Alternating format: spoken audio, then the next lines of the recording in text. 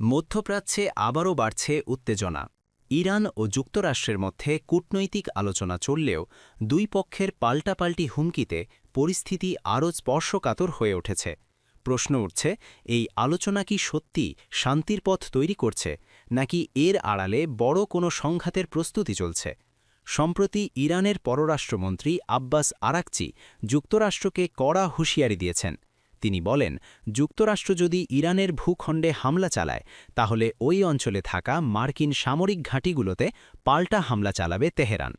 তবে তিনি এটাও স্পষ্ট করেন যে যুক্তরাষ্ট্রের মূল ভূখণ্ডে হামলার কোনো পরিকল্পনা নেই। ইরানের লক্ষ্য হবে শুধু মধ্যপ্রাচ্যে অবস্থিত মার্কিন ঘাঁটিগুলো। কাতার ভিত্তিক সংবাদ মাধ্যম আল জাজিরাকে দেওয়া এক সাক্ষাৎকারে আরাকচি বলেন, ইরান আত্মরক্ষার নীতিতে বিশ্বাস করে এবং যে কোনো আগ্রাসনের জবাব দিতেই প্রস্তুত। অন্যদিকে পারমাণবিক ইস্যুতে আলোচনার ক্ষেত্রে কিছুটা নমনীয়তার ইঙ্গিত দিয়েছে তেহরান। ইরানের পররাষ্ট্রমন্ত্রী জানান, পারমাণবিক সমৃদ্ধকরণ দেশটির অবিচ্ছেদ্য অধিকার। তবে যুক্তরাষ্ট্রের সঙ্গে একটি গ্রহণযোগ্য ও স্বস্তিদায়ক চুক্তিতে পৌঁছাতে ইরান প্রস্তুত আছে, যদি তা আলোচনার মাধ্যমেই হয়। তিনি আরও দাবি করেন, অতীতে বোমা হামলা চালিয়েও যুক্তরাষ্ট্র ইরানের পারমাণবিক সক্ষমতা ধ্বংস করতে পারেনি। তাই ইরান এখন আলোচনার মাধ্যমেই সমাধান খুঁজতে আগ্রহী।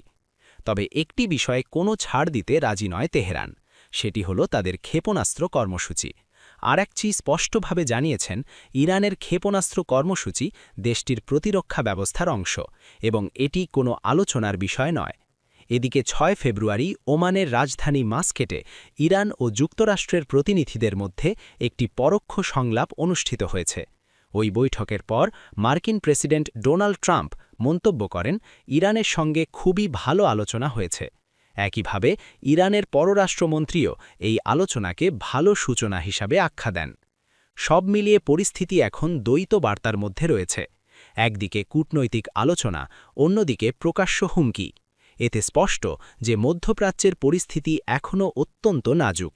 প্রশ্ন রয়ে গেছে, এই কূটনৈতিক প্রচেষ্টা কি শেষ পর্যন্ত সংঘাত ঠেকাতে পারবে, নাকি সামান্য ভুল হিসাবেই অঞ্চলটি আবারও বড় কোনো সংঘাতের দিকে এগিয়ে যাবে? এখন সেই দিকেই তাকিয়ে রয়েছে বিশ্ব।